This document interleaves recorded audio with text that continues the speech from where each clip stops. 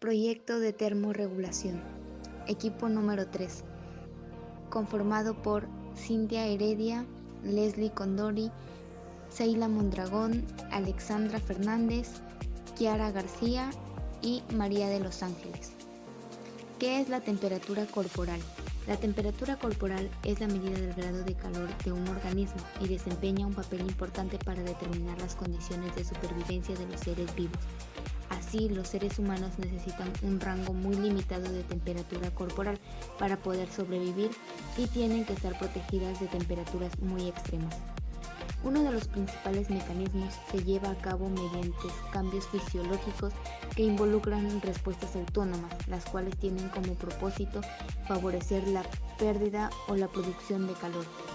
Estas respuestas son mediadas por la activación de termorreceptores periféricos y sus conexiones con la médula espinal y centros cerebrales como el mesencéfalo, tálamo e hipotálamo.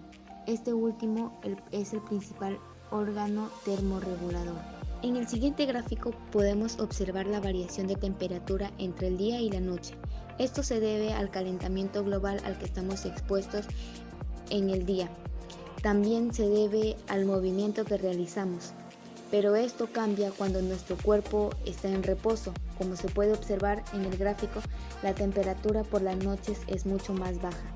También podemos observar que día a día la temperatura no está en el mismo nivel y podríamos decir que depende del calentamiento del sol, ya que hay días que el sol sale mucho más fuerte.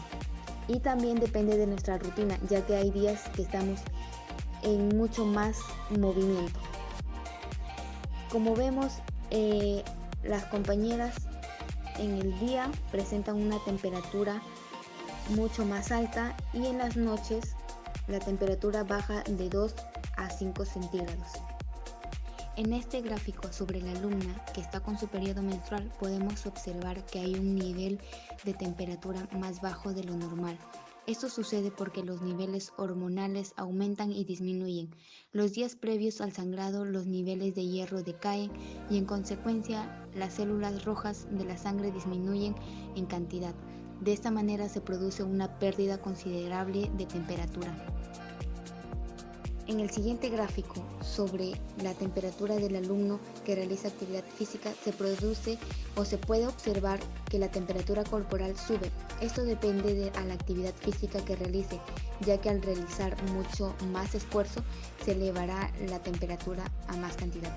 Y esto se debe al aumento de la tasa metabólica necesaria para satisfacer las demandas aumentadas de energía del ejercicio.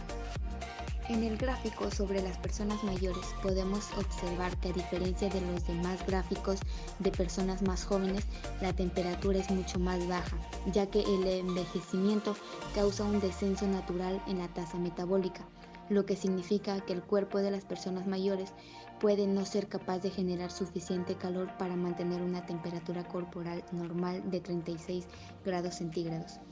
Existen muchas causas que provocan este cambio, como por ejemplo, la primera tiene que ver con los cambios propios del envejecimiento.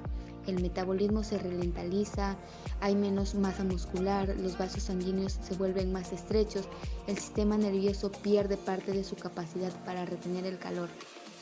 En segundo lugar, este grupo se ve afectado con mayor frecuencia por enfermedades que afectan la regulación de la temperatura, como por ejemplo la diabetes, los trastornos neurológicos, la desnutrición, entre otros. Además, también el uso de algunos medicamentos y la inmovilidad relacionada con problemas de locomoción también influyen en este proceso.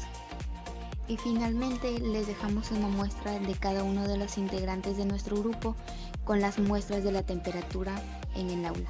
Muchas gracias.